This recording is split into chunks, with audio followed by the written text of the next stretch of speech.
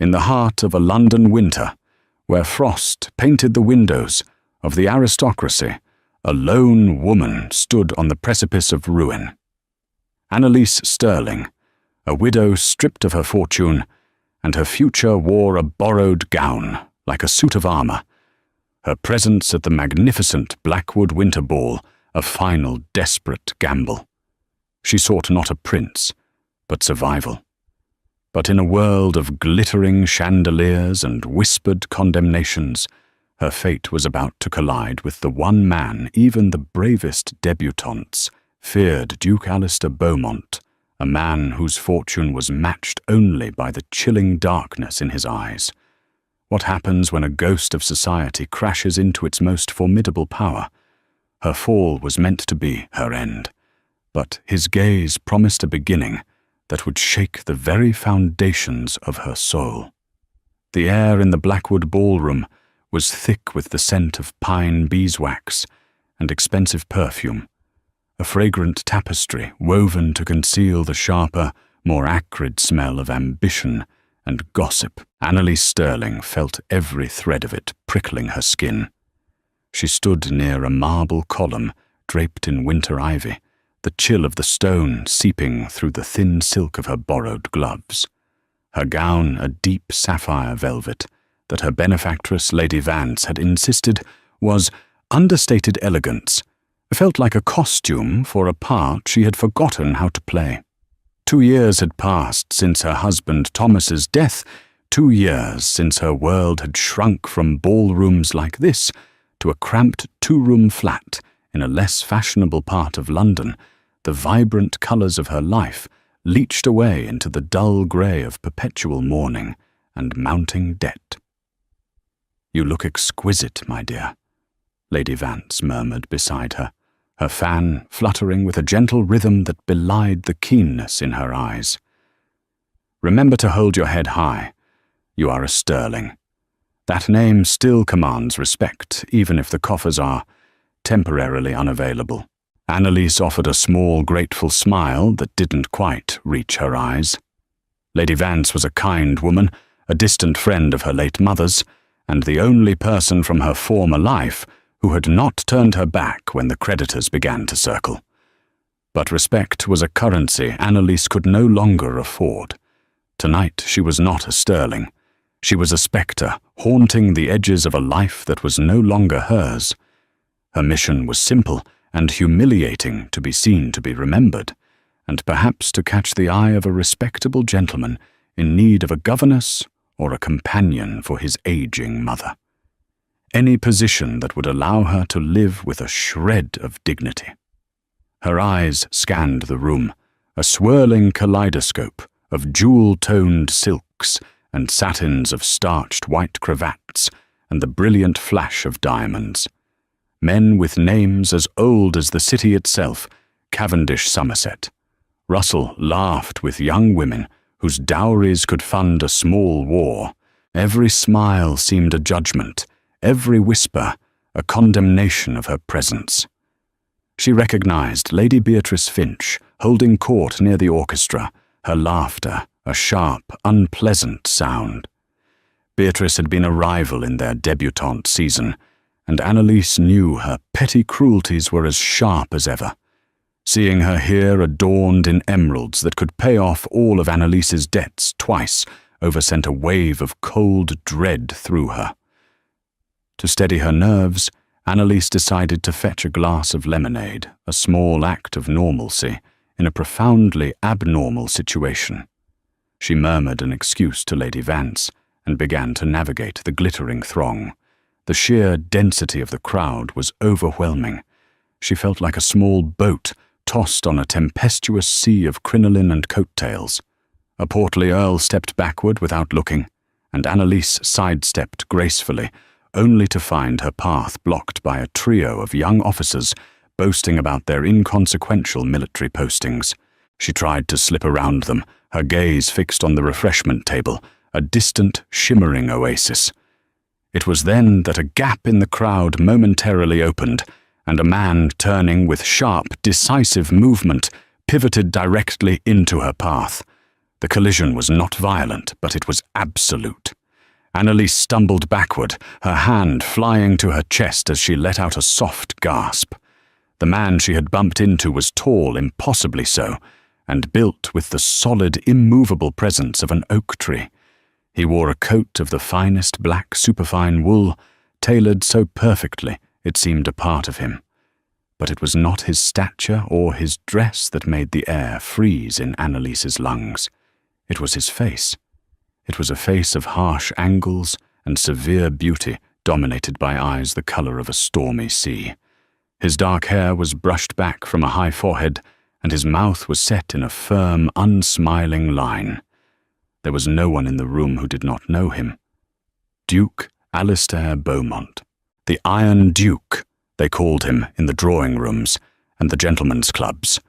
A man who had inherited a title on the brink of ruin, and through sheer ruthlessness and financial genius had multiplied its worth 100-fold. He was feared in Parliament, revered on the Exchange, and avoided at social gatherings. Stories followed him like a cloak of shadows, of duels fought at dawn, of rivals financially crushed, without a shred of mercy, of a heart encased in ice, since a bitter betrayal years ago had left him publicly jilted. He did not apologize. He simply looked down at her, and his gaze was not a glance, but an invasion. It was a look of such piercing intensity, it felt as if he could see straight through the borrowed gown, past the carefully constructed composure, and into the very core of her frightened, desperate soul. The ballroom, with its hundreds of guests and soaring music, seemed to dissolve into a silent, muffled vacuum. There was only the thunder of her own heart and the unnerving stillness of his grey eyes. He did not look angry or annoyed. He looked intrigued in the way a predator might be intrigued by a strange new creature that had stumbled into its path. A tremor ran through Annalise, a jolt of pure primal fear mixed with something else, something she couldn't name. It was a feeling of being utterly, completely seen. His gaze shook her soul, and in that moment, Annalise Sterling knew her desperate gamble had just taken a turn into uncharted and terrifying territory. The silence that had enveloped Annalise stretched for an eternity, though it could only have been a few seconds. The Duke's eyes, chips of granite, remained fixed on her face, his expression unreadable. Around them, the spell broke. The music swelled once more, and the hum of conversation returned, but it was different now. It was a low, hungry buzz, the sound of gossip, finding a fresh and unexpected meal. Every eye in their vicinity was now on them. Annalise could feel their stares like physical pinpricks on her skin. She saw Lady Beatrice's lips curl into a smirk of malicious delight. Annalise's cheeks burned with shame. A public spectacle was the last thing she needed. She was supposed to be invisible, a wallflower seeking modest employment, not the centre of attention, for having accosted the most formidable man in London. "Your Grace," she murmured, dropping into a low curtsy, her movements fluid with the muscle memory of 1,000 lessons in deportment. "Forgive my clumsiness. The crowd is considerable." Her voice was a whisper, but she forced it to be steady. She kept her eyes lowered, studying the polished gloss on his black leather shoes. To look at him again felt like tempting fate. She expected a curt dismissal, a cold nod before he moved on, leaving her to wilt under the scrutiny of the ton. That was his reputation, brief, brutal, and utterly dismissive of anything or anyone he deemed irrelevant. Instead, a hand appeared in her line of sight, a large masculine hand encased in a pristine white glove. "There is nothing to forgive," a voice said, a deep baritone that seemed to resonate in the floorboards. "It is I who turned without looking. The fault is mine." Annalise's head snapped up in astonishment. Duke Alistair Beaumont was apologizing, and not only apologizing, but offering her his hand. She stared at it for a moment, nonplussed. Hesitantly, she placed her trembling fingers in his. His grip was firm, warm, and disconcertingly solid. He drew her to her feet with an effortless strength, his gaze never leaving her face. "I do not believe we have been formally introduced," he stated, his voice devoid of the usual social pleasantries. It was a simple declaration of fact. Before Annalise could find her voice, a familiar figure appeared at the Duke's elbow. It was Lord Arthur Pembroke, one of the few men in London who could claim to be the Duke's friend. He had a kinder face, lined with humour. "Alistair, you're causing a scene," Lord Pembroke said, in a low, amused tone, though his eyes held a flicker of warning as he glanced at the avid onlookers.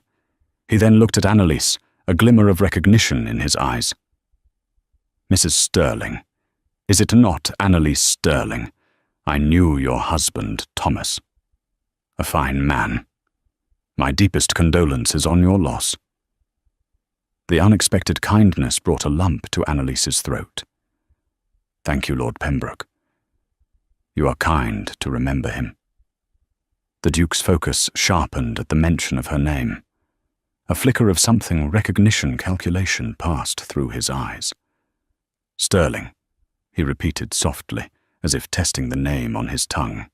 He ignored Lord Pembroke entirely and kept his attention fixed on Annalise. "The orchestra is playing a waltz, Mrs. Sterling," he said, his tone leaving no room for argument.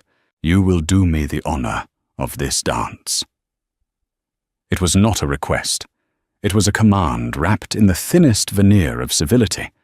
100 reasons to refuse screamed in Annalise's mind. Dancing with him would be tantamount to painting a target on her back.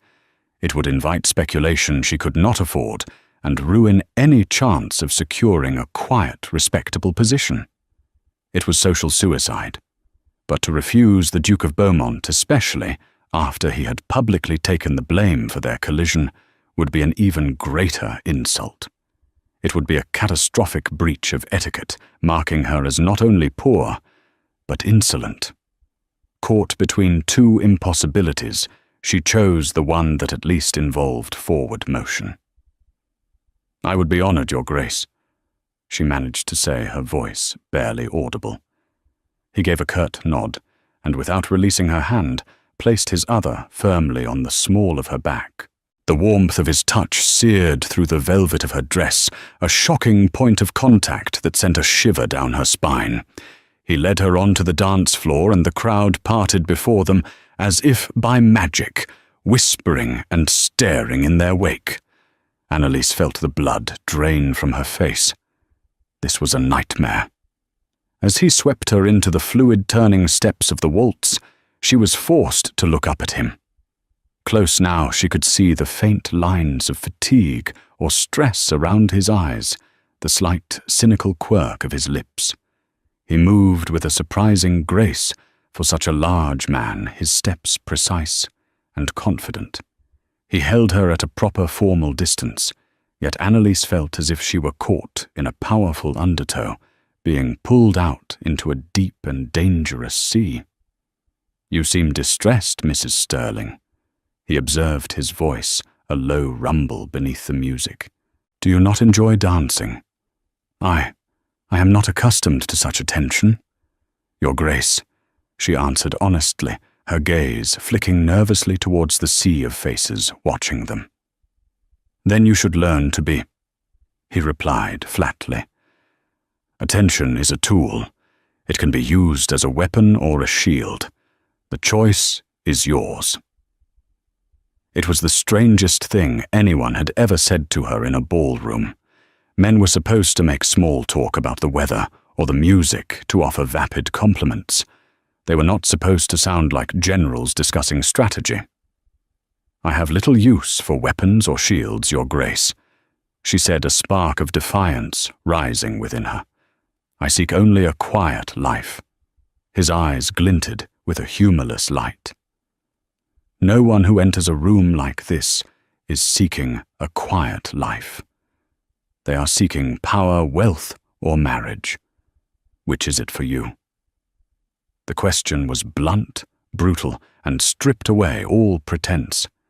It was a verbal dagger, and it struck home. Annalise's carefully constructed composure began to crack. She felt a surge of anger at his audacity, at his assumption that he had the right to dissect her motivations.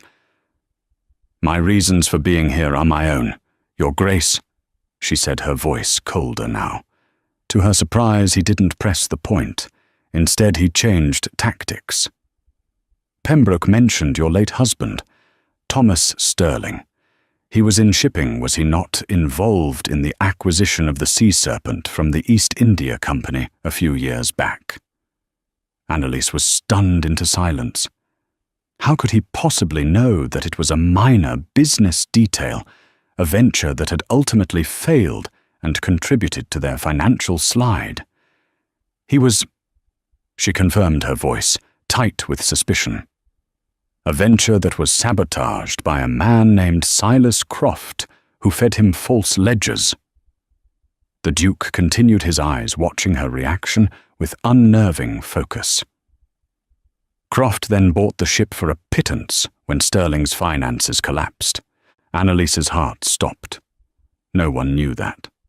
Thomas had died believing his own judgment had failed him, that he alone was responsible for the loss. He had carried that shame to his grave. How do you know this?" she whispered, her steps faltering for a moment before his steadying hand held her firm. The music began to slow, drawing to its final soaring crescendo.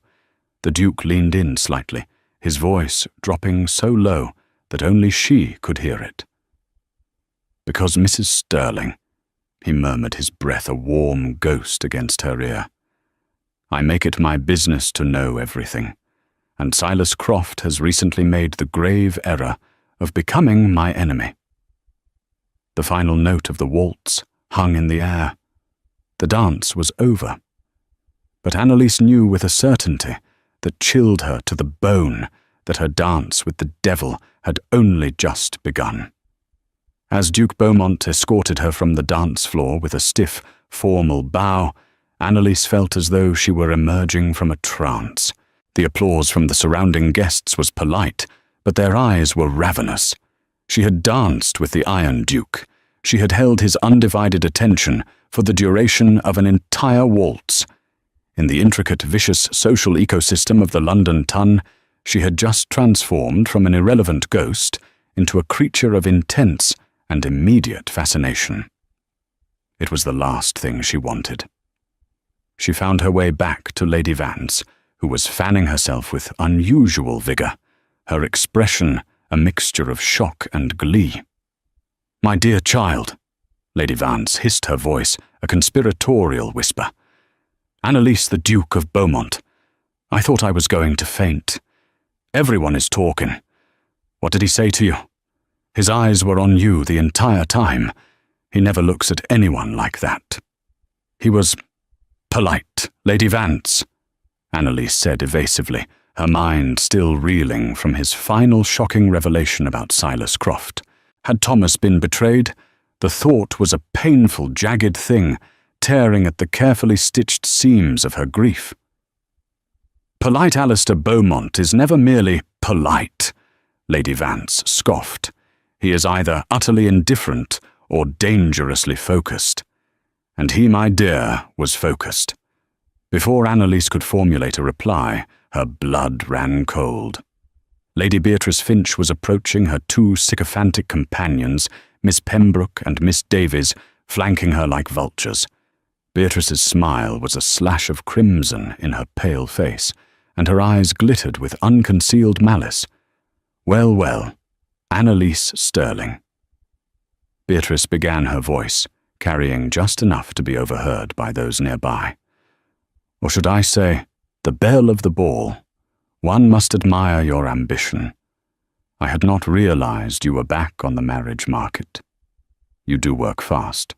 The insult was clear, painting Annalise as a predatory widow, desperate to ensnare a new wealthy husband, barely 2 years after the old one was in the ground. Annalise felt the heat rise in her cheeks, but she met Beatrice's gaze with a cool she did not feel.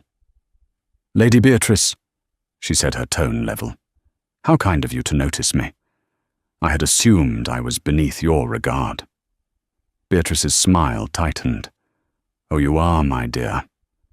But when a field mouse attempts to dance with a lion, even those of us in the heavens can't help but look down and wonder at its audacity, or its desperation."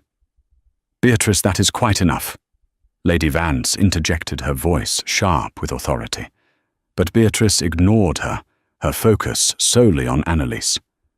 "Tell me, is this your strategy, to throw yourself quite literally at the wealthiest and most reclusive man in England, I suppose? When one's creditors are knocking, one cannot afford to be subtle. I heard the contents of your late husband's home were sold for a pittance. Even that lovely little porcelain collection your mother cherished." The mention of her mother's porcelain was a deliberate, cruel twist of the knife. It was a detail so personal, so designed to wound, that Annalise felt the air leave her lungs. For a moment, she was the humiliated girl on the schoolyard again, with Beatrice as her tormentor. But 2 years of hardship had forged a new strength in her. It was a brittle strength, perhaps, but it was there. She lifted her chin, her voice dropping, taking on a quiet intensity that made Beatrice pause. "There is a difference, Lady Beatrice, between desperation and survival. It is a distinction I imagine you have never had to learn. You speak of my possessions, things of porcelain and wood that can be bought and sold. But there are things that cannot be bought: dignity, integrity, compassion. I pray you come to know their value one day." A collective gasp rippled through the small crowd that had gathered to watch the confrontation. Lady Beatrice's face, which had been smug with victory, contorted into a mask of pure fury. She had expected tears, a panicked retreat. She had not expected to be lectured on morality by a penniless widow. "How dare you!" Beatrice hissed, her voice trembling with rage. "You and nobody dare to preach to me." "I preach to no one," Annalise replied calmly, though her heart was hammering against her ribs. "I am merely making an observation." From across the room, hidden in the shadows of a grand archway, Duke Alistair Beaumont watched the entire exchange. He had retreated there with Lord Pembroke, a glass of brandy in his hand, his face an impassive mask. "By God, Alistair, did you see that?" Pembroke murmured, impressed. "The widow has claws. Lady Beatrice looks ready to commit murder." Alistair didn't reply immediately. He swirled the amber liquid in his glass, his eyes narrowed on Annalise. He had seen her tremble when he held her, seen the fear in her eyes. But now, faced with a public attack from a known viper like Beatrice Finch, she was not crumbling. She was standing her ground, armed with nothing but her wits and her pride. There was a core of steel beneath that fragile, grieving exterior. Most women of the ton would have dissolved into hysterics or fled in shame. Annalise Sterling did neither. He remembered the name now. Thomas Sterling. He'd reviewed the files on Silas Croft just last week. Croft was a ruthless operator who had cheated dozens of smaller investors, Sterling among them. The man's suicide note, referenced in the investigator's report, spoke of his failure and shame. It was a detail Alistair had dismissed as irrelevant to his own business. But it wasn't irrelevant now. It was standing 20 feet away, encased in sapphire velvet, with eyes the color of twilight, and a spirit that refused to be broken. His dance with her had been a whim, a curiosity sparked by the collision. He had wanted to gauge her to see what kind of woman she was. Then he had used the information about her husband as a test, a small sharp shock to see how she would react. She had been stunned, hurt, but she had not become hysterical or pleading. Now, watching her defy Beatrice Finch, his initial curiosity began to harden into something else. respect. It was an unfamiliar feeling, and it was directed at the most unlikely of subjects. "She is more than she appears," Alistair said, at last, his voice a low growl. He watched as Lady Beatrice, sputtering with incoherent rage, was finally led away by her friends. He saw Annalise take a deep, shuddering breath, her composure finally starting to fray now that the immediate threat was gone. He saw Lady Vance pat her arm, a look of profound admiration on the older woman's face. "Indeed," Pembroke agreed, "but she's just made a powerful enemy. Beatrice will not forget this slight. She'll try to ruin her." Alistair took a slow sip of his brandy, the fire of it spreading through his chest. A cold, dangerous light entered his eyes. "No," he said, his voice flat and final, as he set his glass down on a nearby table with a decisive click. "She won't." The aftermath of the confrontation with Lady Beatrice left Annalise feeling shaken and exposed. The whispers followed her, as she and Lady Vance retreated to a less crowded alcove, their glances a mixture of pity, scorn, and grudging admiration. She had won the battle, but the war for her reputation, she feared, was already lost. Beatrice would not rest until she had poisoned every well in London against her. "That was remarkably brave, my dear," Lady Vance said, pressing a glass of cool water into Annalise's hand. "But I fear Lord Pembroke is right. You have made a formidable enemy tonight." I could not let her speak of Thomas that way. Annalise whispered, her throat tight. "Or my mother." Pride was a luxury, but sometimes it was all one had left. She was staring into the depths of her water glass, lost in thought, when a shadow fell over them. She looked up to see the imposing figure of Duke Beaumont standing before them. His presence immediately silenced the nearby chatter. "Lady Vance," he said with a slight inclination of his head. "Might I borrow Mrs. Stirling for a moment? There is a matter of business I wish to discuss with her." Lady Vance blinked, looking from the Duke's implacable face to Annalise's wide, questioning eyes. "Business, Your Grace." "Of a sort," he replied, his tone discouraging further questions. He offered his arm to Annalise. "Mrs. Stirling." Once again, Annalise found herself with no real choice. To refuse now would seem petulant, and would only fuel more gossip. With a reassuring glance at Lady Vance, she placed her hand on the Duke's arm. The fabric of his coat was fine and smooth, but beneath it his arm was like granite. He led her not back towards the dance floor, but away from the main ballroom, down a quiet, gilded corridor, and into a small, deserted conservatory. The air here was cooler, filled with the earthy scent of damp soil and the sweet perfume of night-blooming jasmine.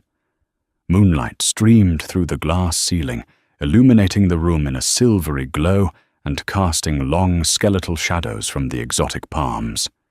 It was a silent, peaceful oasis, away from the heat and noise of the ball. The Duke did not release her arm until they were standing in the center of the room. He turned to face her, his features softened by the moonlight, yet his eyes were as intense as ever. "Lady Beatrice is a venomous creature," he stated, not a hint of sympathy in his voice, only a cold assessment. "You handled her with surprising fortitude. I am not a child to be bullied." "Your Grace," Annalise said, finding her courage, returning in the quiet of the conservatory. "Though I thank you for the sentiment, however briskly delivered." A ghost of a smile touched his lips, gone as quickly as it appeared. "I am not a man who deals in sentiment, Mrs. Stirling. I deal in facts. And the fact is, she will now seek to destroy you. She will close every door of employment you seek to open." Annalise's heart sank. He was only confirming her own fears. "And you have brought me here to tell me this. To what end, Your Grace?" "To tell you that Silas Croft is a fact. The false ledgers are a fact. Your husband's betrayal by a man he trusted is a fact," he said, his voice lowering. "I imagine that is a difficult truth to hear." It was. It was a truth that reframed the last years of her life, that recast her husband's tragic despair in a new, even more painful light. He hadn't just failed. He had been deliberately and cruelly ruined.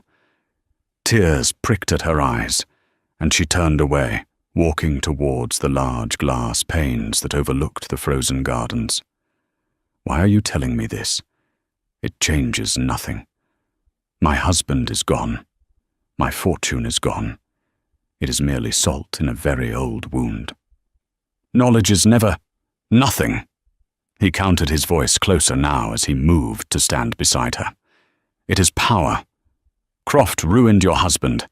He is now attempting to interfere in a significant shipping acquisition of my own, using the same tactics of misinformation and sabotage.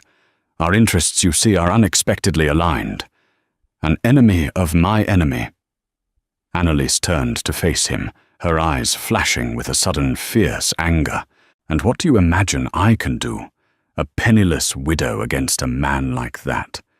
Do you expect me to testify in some court, to be torn apart by his lawyers, and have my family's name dragged through the mud for your business dealings?"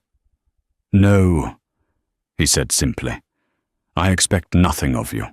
I am merely providing context for what I am about to offer." He paused, his gaze searching her face, as if gauging her reaction. "You need employment, a respectable position that will protect you from the likes of Beatrice Finch and provide you with security. Is that not correct?" She stared at him, bewildered. "Yes, but I have a vast library at my country estate, Beaumont Hall. It is a disorganized mess, the life's work of my grandfather, a chaotic but brilliant man. The cataloguing system is archaic, the collection is in disarray, and my current librarian is an elderly man on the verge of retirement. I require a new head librarian and archivist, someone with intelligence, discretion, and a meticulous nature. The position comes with a generous salary and private quarters on the estate. It would place you far from London and its venomous gossip. It would place you under my protection." Annalise was speechless. It was an offer beyond her wildest dreams. A real, respectable scholarly position, financial security, a safe haven. But it came from him, this cold, calculating man, whose motives were as murky as the deepest ocean. "Why?" she finally whispered. "Why would you make such an offer to me, a complete stranger?" "You are not a complete stranger, Mrs. Sterling," he replied, his voice a low thrum in the quiet room. "You are the widow of a man who was wronged by my current adversary. You have proven yourself to be resilient and composed under fire, and—" He hesitated for the briefest of moments. "I am an excellent judge of character. I believe you are suited for the position." It was a logical, calculated explanation, devoid of all emotion. And yet, Annalise felt there was something more, something he wasn't saying, hidden in the depths of his stormy grey eyes.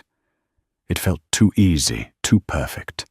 A lifeline thrown by the one man she was certain she should not trust. "Your protection?" "Your grace," she said, slowly testing the words. "What exactly does that entail?"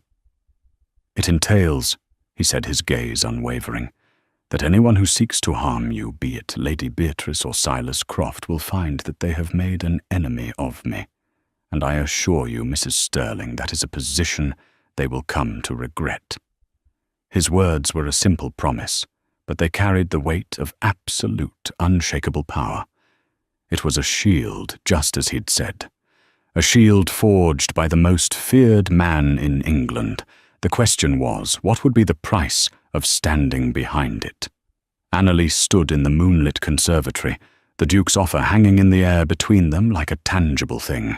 It was everything she needed, a perfect and complete solution to her desperate circumstances. Yet a knot of unease tightened in her stomach. Such generosity from a man like Alistair Beaumont felt like a beautiful, intricate trap. Her mind raced, weighing the safety he offered against the potential cost to her independence, her very self. Before she could voice her hesitation, the delicate peace of their sanctuary was shattered. The door to the conservatory was pushed open with a sharp, dramatic thrust, and Lady Beatrice Finch stood framed in the doorway, her face a mask of triumphant fury. Her two companions hovered behind her, their eyes wide with anticipation. "I knew it," Beatrice declared, her voice ringing with vindictive glee. She strode into the room, her silks rustling aggressively. "Tucked away in the dark for a sordid little arrangement. Have you no shame, Mrs. Sterling, or is this how you pay your debts now, by offering your companionship to men of means?"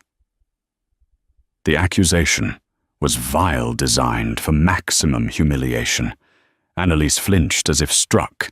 The implication was disgusting, and in front of the Duke it was mortifying. Alistair turned his head slowly to look at Beatrice, and the temperature in the room seemed to drop by 20 degrees.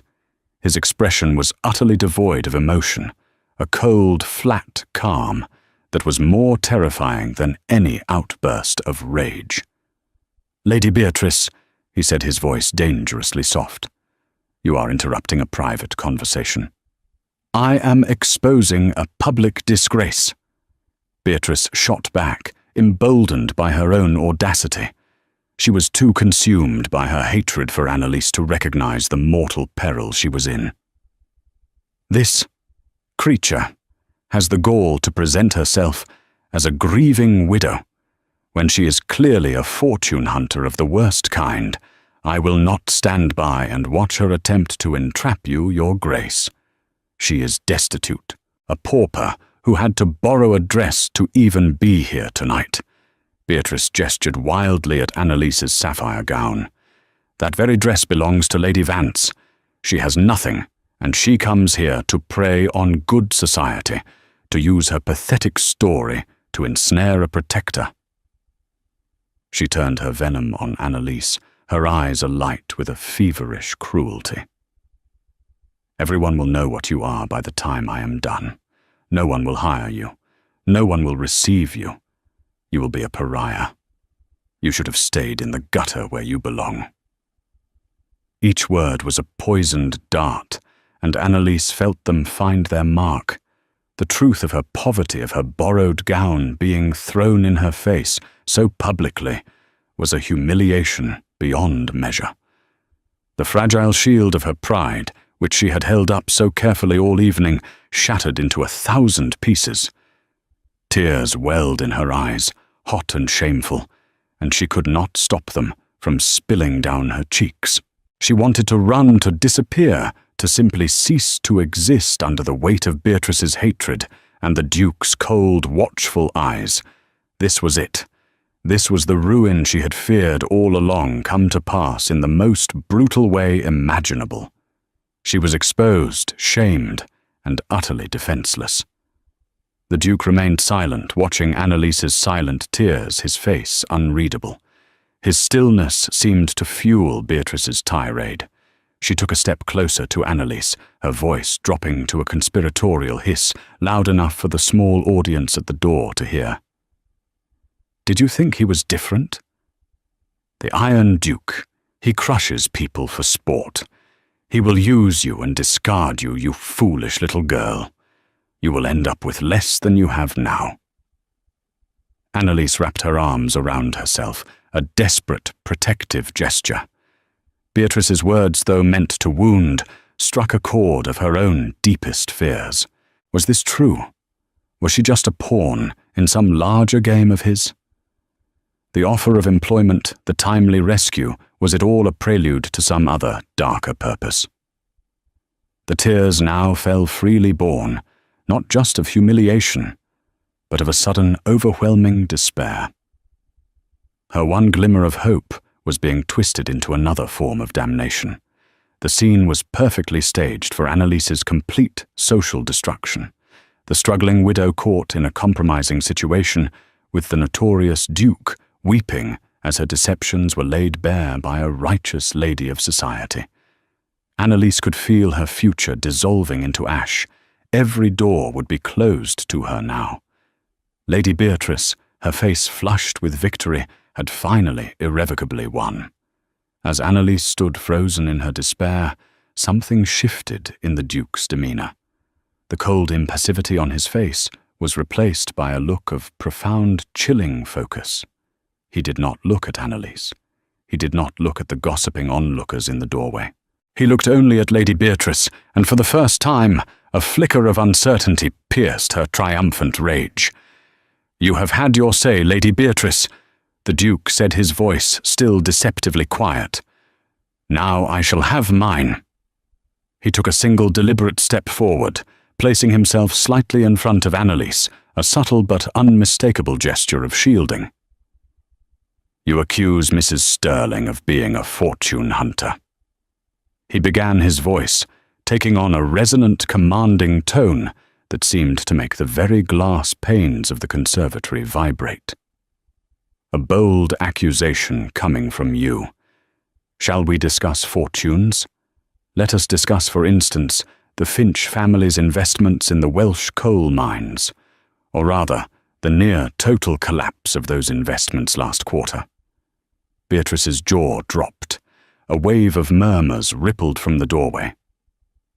"My family's finances are not your concern," she snapped, but a note of panic had entered her voice.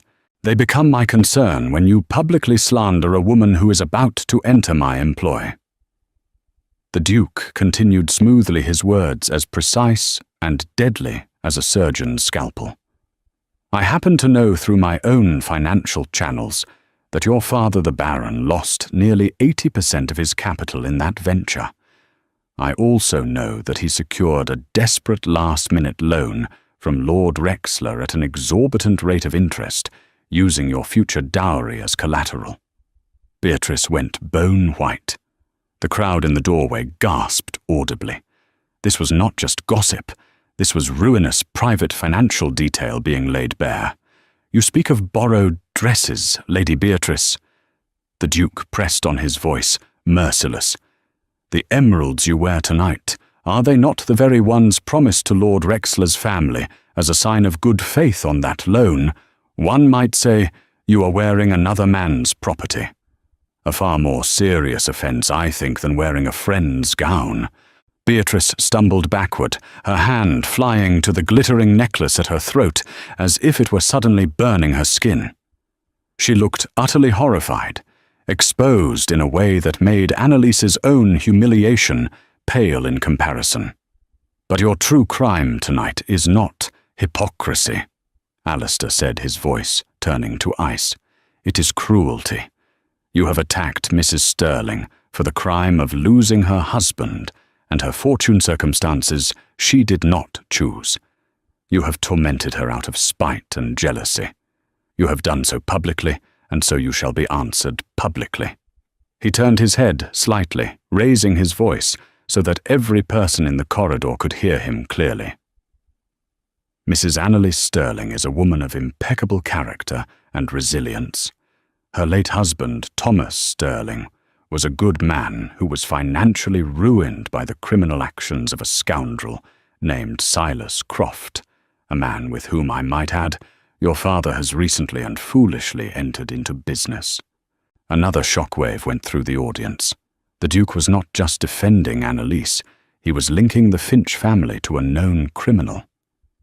In light of the harassment she has endured, and in recognition of the injustice done to her family, the Duke announced, his voice ringing with absolute authority, "I have this evening offered Mrs. Sterling the position of head archivist and librarian for the Beaumont estate.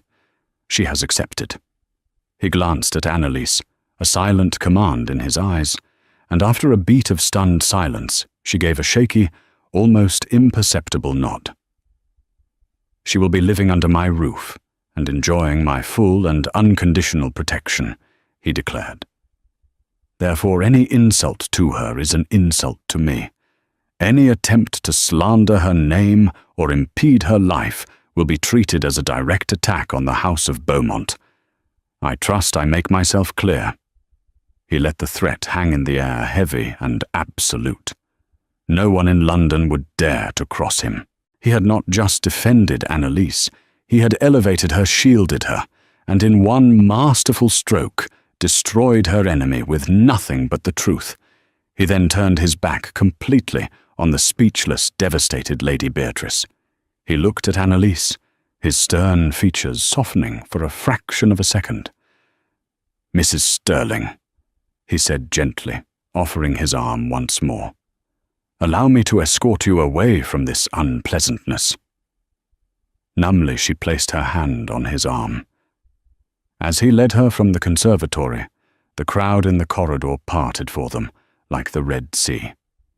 No one dared to meet their eyes. They passed a trembling, ashen-faced Lady Beatrice, who looked as though her world had crumbled to dust around her. Annalise did not feel triumph, only a profound sense of shock and a bewildering, terrifying gratitude. The Duke escorted her through the now silent ballroom, past the stunned faces of the most powerful people in England, and delivered her to a wide-eyed Lady Vance. "I will send a carriage for you in the morning, Mrs. Stirling," he said, his voice once again a formal baritone. "We will discuss the details of your employment then. Lady Vance, I trust you will see her home safely." With a final brief nod, he turned and walked away, leaving a wake of silent awe and utter chaos behind him. Annalise Stirling, the struggling widow, had stumbled into the lion's den, and somehow the lion had decided to fight for her. The following morning, a carriage arrived at Annalise's modest London flat, precisely at 10 o'clock. It was not a hired hackney, but a private coach, lacquered in a deep, glossy black, and bearing a discreet but unmistakable ducal crest on its door. The two perfectly matched grey horses stamped their feet in the quiet street, their breath misting in the crisp autumn air. The sight was so out of place in her humble neighbourhood that curtains twitched in every window. Annalise, dressed in her best and only day dress of simple grey wool, felt a tremor of unreality as the footman handed her into the plush velvet interior. The journey to the Duke's London residence in Mayfair was short, but it felt like a passage to another world.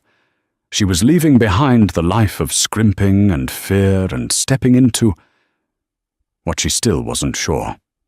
She was shown not into a formal receiving room, but into a magnificent private library. Floor-to-ceiling shelves, crammed with leather-bound books, soared towards a beautifully painted ceiling. A fire crackled in a marble fireplace, and in front of it, Duke Alistair Beaumont stood waiting, dressed not in formal evening wear, but in a well-cut tweed jacket and riding trousers. He looked less like a fearsome duke and more like a country gentleman, though the intensity in his eyes was unchanged. "Mrs. Stirling," he said, gesturing to a comfortable leather armchair opposite his own. "Please sit. Would you care for some tea?" She accepted, and for a few moments the only sound was the clink of porcelain as a servant poured. The domestic normalcy of the scene was jarring after the high drama of the previous night. When they were alone, he got straight to the point. "I trust you slept well." "I did not sleep at all, Your Grace." Annalise confessed, her hands wrapped around the warmth of her teacup. "Nor did I," he admitted. He looked at her, his expression serious. "What I did last night was calculated. It was a strategic move to neutralize two threats at once. Beatrice Finch will trouble you no more, and my public linking of her family to Silas Croft will create fissures in Croft's own network of allies. It was a convergence of interests." He was explaining his actions in the cold, hard terms of strategy, as if to downplay any personal motive. He was giving her a logical reason for his chivalry, perhaps, because chivalry itself made him uncomfortable. You publicly humiliated a young woman and brought her family to the brink of social ruin to protect me, Annalise said quietly, meeting his gaze. That was more than strategy, Your Grace. It was a defense, a very powerful one, and I do not understand why you would grant it to me. He was silent for a long moment, studying her face. The firelight danced in his grey eyes, and for the first time, she saw a flicker of something beyond calculation. She saw a hint of weariness, of a deep old wound. When I was a young man, he began, his voice low and devoid of its usual sharp edge. I was engaged to be married. I trusted the woman with my whole heart. I also trusted my closest friend. I discovered too late that they had been deceiving me for months. They conspired together, not only in matters of the heart, but in an attempt to defraud my estate, which was vulnerable at the time. The revelation was public, and it was humiliating. I was ridiculed, pitied.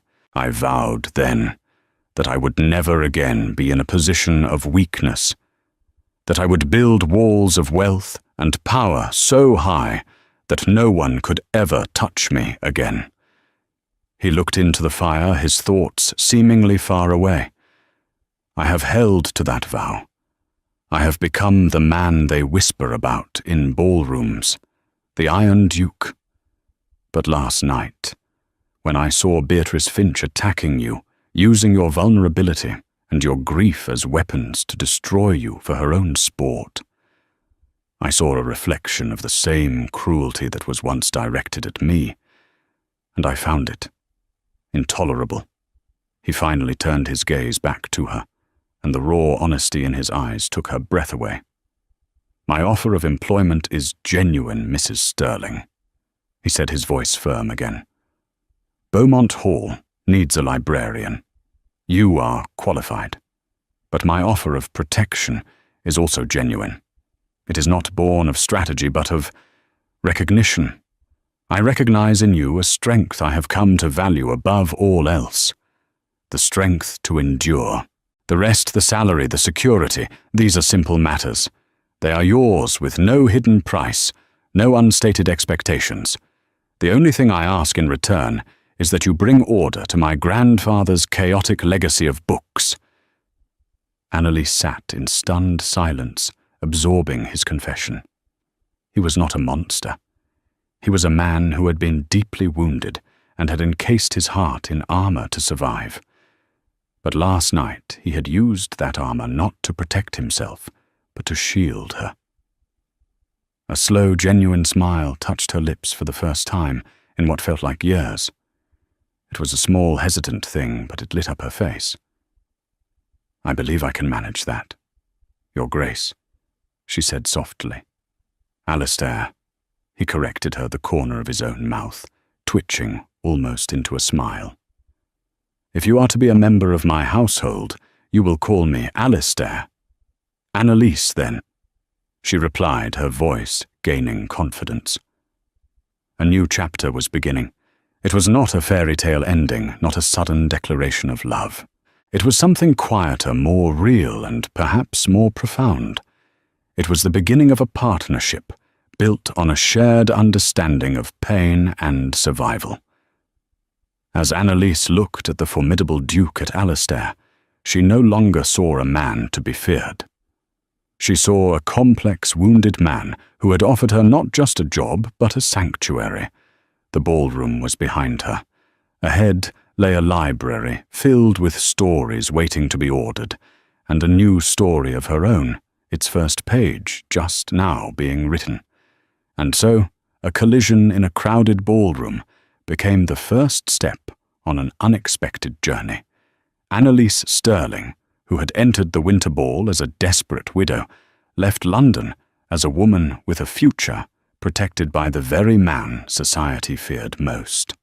Their story is a powerful reminder that behind the most formidable facades can lie a shared humanity, and the true strength is not the absence of wounds, but the courage to survive them. It proves that sometimes the greatest acts of kindness come from the most unlikely sources, and that a new beginning can be found even in the darkest of winters. If this story of resilience and the surprising power of compassion touched your heart, please let us know by giving this video a like. Share it with someone who loves a story of unexpected twists and enduring spirit. And don't forget to subscribe to our channel for more dramatic tales that remind us of the hidden depths within us all. Thank you for listening.